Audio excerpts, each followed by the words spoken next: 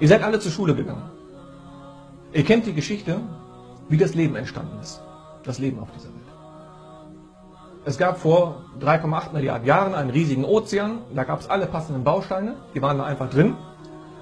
Und die wurden einfach durchgemischt und durcheinander gemacht. Und dann kamen Blitze dazu und elektrische Ladung und Hitze und Kälte. Und irgendwann war die erste lebende Zelle fertig, oder? So ähnlich ist die Geschichte. Ich habe hier mein Handy mitgebracht.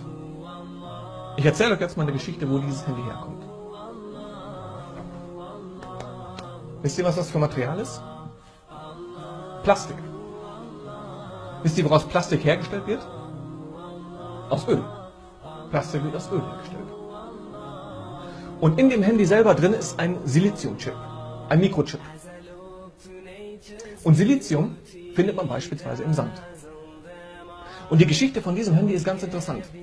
Die fing vor ungefähr 3,5 Millionen Jahren an. Das Handy kommt eigentlich aus Irak.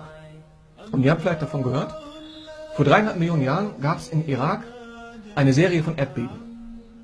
Und eines davon hat aus dem Erdinneren Lava nach oben gespült. Und diese Lava ist in Kontakt gekommen mit dem Öl. Und das Öl ist daraufhin weiter reagiert zum Plastik. Heißes geschmolzenes Plastik. Das Plastik fließt runter über einen Stein, der exakt diese Form hatte, wie dieses Handy. Dann kam Schneefall von oben, der hat das heiße Plastik abgekühlt und die Form war fertig. Kurz darauf schlägt ein Blitz in den Sand ein. Und der Sand reagiert daraufhin zu Silizium. Und nicht nur irgendwelches Silizium. Das war ein perfekter Siliziumchip mit der Programmierung für dieses Handy. Dann kam noch ein Erdbeben, wirft die Plastikhülle über diesen Chip und das Handy war fertig. Und vor ein paar Tagen, ich laufe durch Irak, ich gucke auf den Boden, wow, da liegt ein Handy. Ich mache es an und rufe meine Frau an. Unglaublich, oder? Aber das ist die Geschichte, die ihr in der Schule hört. Ich erzähle doch mal ein bisschen was über das Leben. Lebende Zellen bestehen alle aus Proteinen. Jede lebende Zelle auf diesem Planeten besteht aus Proteinen. Wenn einer von euch Bodybuilding macht, der kennt das. Proteine, Eiweiße, Muskelaufbau, ist das gleiche.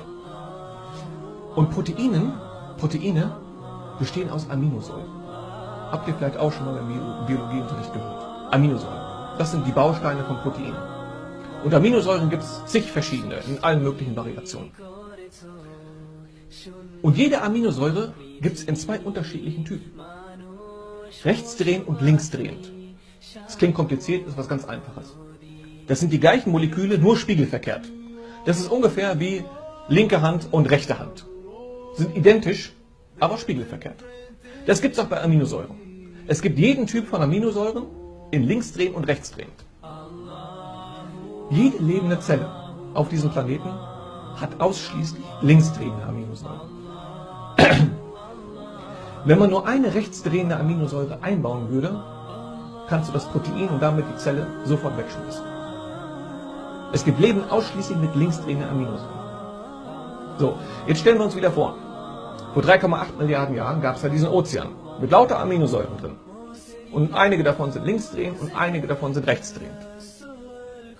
Ein einfaches Protein besteht aus ca. 100 Aminosäuren.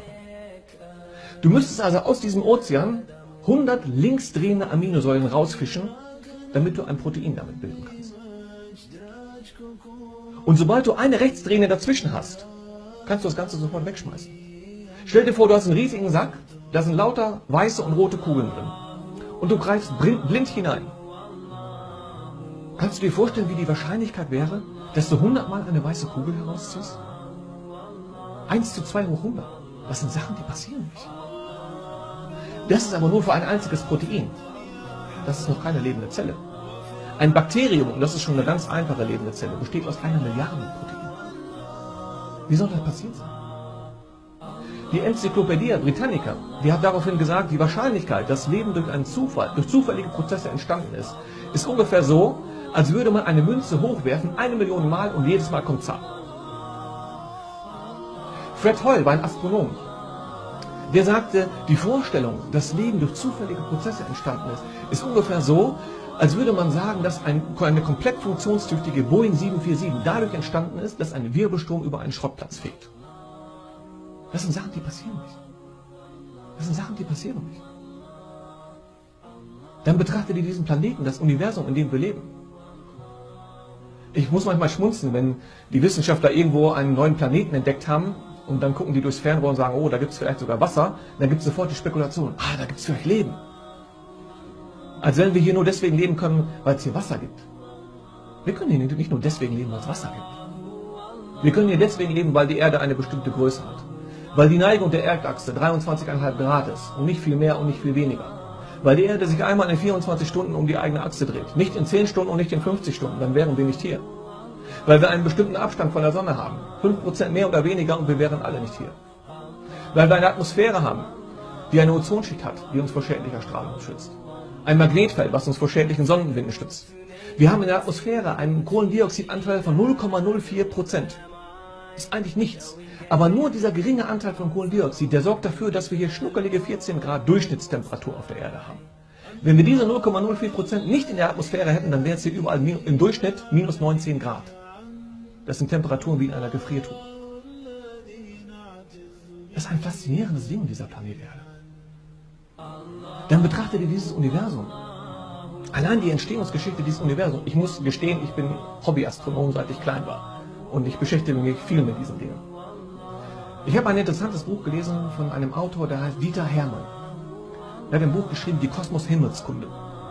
Und der hat darin erwähnt, dass Wissenschaftler sagen, die die Expansion des Universums untersucht haben, dass die Wissenschaftler heute sagen, würde das Universum oder hätte das Universum bei seiner Entstehung sich mit einer Geschwindigkeit, die 100 Trillionstel, 100 Trillionstel, 100 Trillionstel größer war als die Expansionsrate, ausgedehnt, dann wäre die ganze Materie in diesem Universum auseinandergeflogen und es hätten sich niemals Sterne oder Planeten gebildet.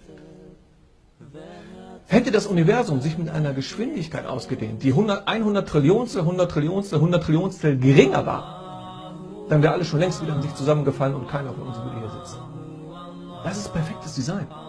Er schreibt weiterhin, die Kraft, mit der sich Atome anziehen, die quasi Atomkerne zusammenhält, wäre diese Kraft um 100 Trillionstel, 100 Trillionstel, 100 Trillionstel größer, wären wir nicht hier.